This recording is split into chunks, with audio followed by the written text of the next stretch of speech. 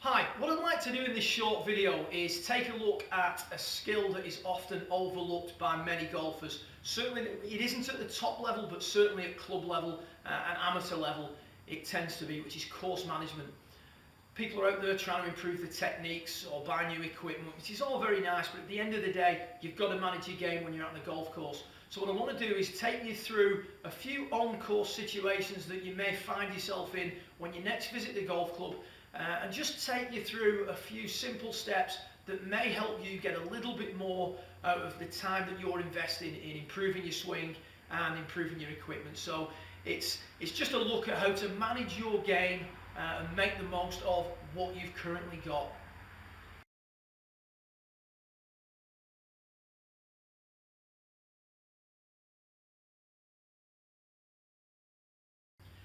Hi, welcome to the second at Penwortham Golf Club. It's a short par 4 birdie opportunity for the more established player and a nice settling par for the average club golfer. I suppose the first question you've got to ask yourself is when you're on the tee, what are you going to do? You're going to take a little bit of a risk and take the longer club and get it as far down there as you can, leave yourself a nice little short iron or a wedge into the green? Or are you going to play it a little bit more conservatively and play for a bigger area that's short of the 2 bunkers up the right hand side? Two options. It would depend really on your level of ability and your position within the game. I think if you've got off to a nice start up the first, it's always nice to sort of consolidate, get another par under your belt, or for the better player, get another birdie. So it depends on where you are. The way I see it for the club, for the average golfer, we should be playing for the bigger area short of the 2 bunkers on the right hand side of the fairway. That gives us a nice large area to hit, using a club with plenty of loft, whether it be a mid-long iron or a rescue club. Get it down there, get it in play into that bigger area.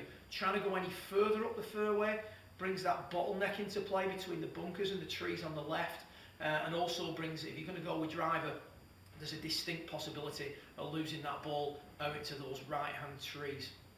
For the better player, I see this as a nice attacking opportunity. I think if you're long enough, if you can hit it more than 250 off the tee, you should take the risk. The thing you need to consider here is which side do you want to miss this fairway on. If you are going to miss the fairway, you'd prefer to miss it up the left-hand side. And the reason for that is if we're in the trees on the left, we can nearly always gain access to the green via a low running shot from the trees. If we miss on the in the trees on the right, the issue we now have is the bunker that's short right of the green. It's about 20-25 yards short of the front edge of the green.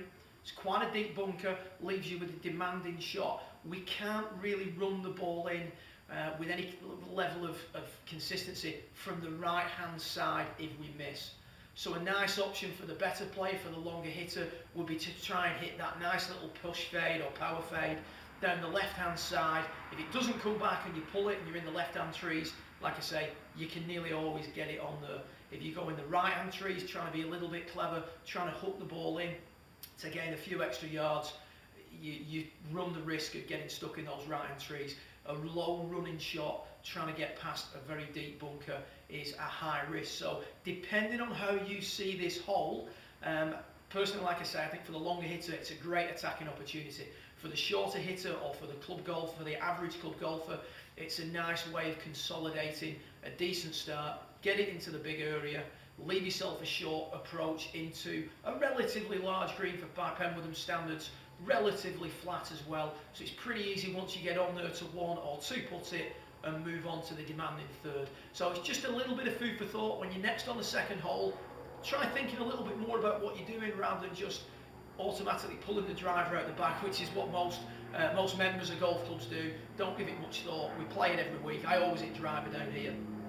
Think about what sort of start you've had and what sort of opportunities this hole provides, whether it be consolidation or a nice opportunity to pick up an early birdie.